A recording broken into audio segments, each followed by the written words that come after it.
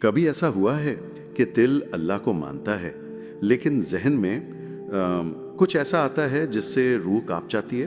وہ خیال جو بن بلائے آتا ہے۔ جی، اتنا خوفناک کہ انسان کو لگتا ہے یہ میں نہیں ہو سکتا۔ تو پھر یہ کون ہے؟ آپ کا اپنا سایہ، شیطان، یا ذہن کا کوئی خلل؟ آج ہم اسی اندرونی جنگ کی تہوں میں اتریں گے جہاں ایمان اور ذہن آمنے سامنے کھڑے ہوتے ہیں۔ دیکھیے، یہ ایک ایسی کیفیت ہے جسے لے کر لوگ بہت غلط فہمی کا شکار ہے۔ سب سے پہلی گرہ جو کھولنے کی ضرورت ہے وہ اسلامی نقطہ نظر ہے۔ اور وہ کیا ہے؟ وہ یہ ہے کہ یہ وسوسہ کفر نہیں بلکہ ایمان کی علامت ہے۔ ایمان کی علامت؟ یہ بات تو تھوڑی حیران کن ہے، کیونکہ عام احساس تو یہی ہے کہ یہ ایمان کی کمزوری ہے۔ یہی تو وہ نقطہ ہے جو سمجھنا ہے۔ یہ کمزوری نہیں، یہ ایک زندہ اور حساس روح کا ثبوت ہے۔ ذرائع میں ایک حدیث کا ذکر ہے جو اس پورے تصور کو الٹ دیتی ہے نا؟ بالکل۔ جب صحابہ نے نبی صلی اللہ علیہ وسلم سے اپنے اندر آنے والے ایسے ہی خوفناک خیالات کا ذکر کیا جنہیں وہ زبان پر لانے سے بھی ڈرتے تھے، تو آپ صلی اللہ علیہ وسلم نے جواب دیا، یہ تو صریح ایمان ہے۔ صریح ایمان یعنی خالص واضح ایمان۔ جی، اس کا مطلب سمجھیں، چور ہمیشہ اس گھر میں آتا ہے جہاں خزانہ ہو۔ ویران گھر کی طرف کوئی نہیں دیکھتا۔ بالکل، یہ خیالات اسی دل پر حملہ کرتے ہیں جس میں ایمان کا نور ہوتا ہے۔ یہ بات تو سمجھ آتی ہے، لیکن حملے کا طریقہ کیا ہے؟ کیا یہ صرف ایک روحانی تیر ہے یا شیطان ہمارے ذہن کی بناوٹ کو ہی ہمارے خلاف استعمال کرتا ہے؟ وہ ہمارے ذہن کی بناوٹ ہی استعمال کرتا ہے۔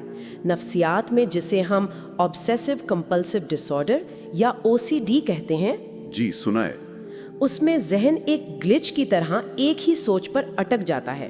بار بار وہی خیال، وہی شک۔ شیطان اسی گلچ کو ایمان کے معاملے میں استعمال کرتا ہے۔ ایک برا خیال ڈالتا ہے، پھر شک پیدا کرواتا ہے کہ کہیں میں نے یہ مان تو نہیں لیا، اور پھر انسان اس سے لڑنے لگتا ہے جس سے وہ اور مضبوط ہو جاتا ہے۔ جی، یعنی شیطان کی کامیابی اس خیال کو ڈالنے میں نہیں بلکہ ہمیں اس خیال پر یقین دلانے میں ہے کہ یہ خیال تم خود ہو۔ یہ تو پورا کھیل ہی بدل دیتا ہے۔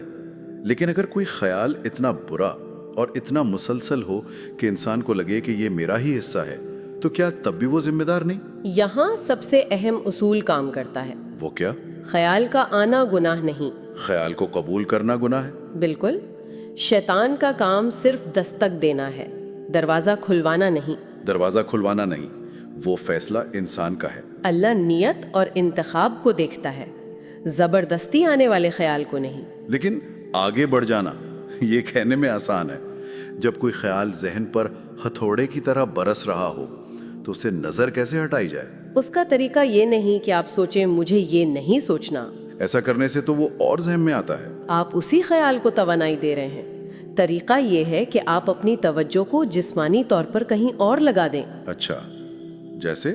اٹھ کر 2 قدم چل لیں، کسی سے بات کر لیں، اپنے ارد گرد 5 چیزوں کے نام لیں۔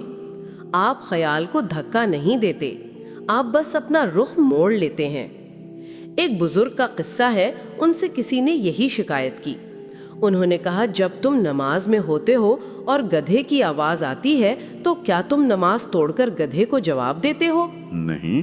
انہوں نے فرمایا، تو بس شیطان بھی وہی گدھا ہے، اسے بھونکنے دو، تم اپنا کام کرتے رہو۔ ایک منٹ، جو آپ کہہ رہی ہیں کہ لڑو مت، یہ تو بہت سے نفسیاتی ماہرین کی رائے کے خلاف جاتا ہے۔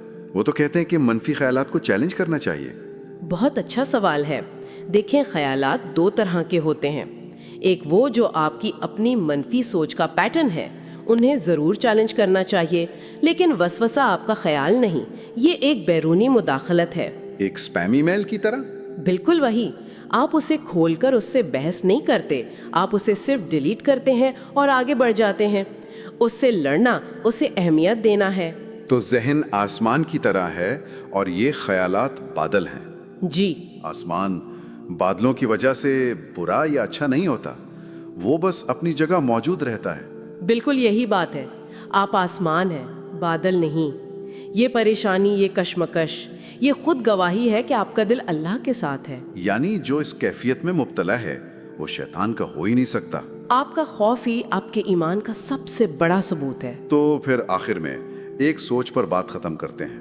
اگر جنگ ذہن میں آنے والے اندھیرے کے خلاف ہے ہی نہیں بلکہ اس انتخاب کے بارے میں ہے جو انسان اس اندھیرے کی موجودگی میں کرتا ہے،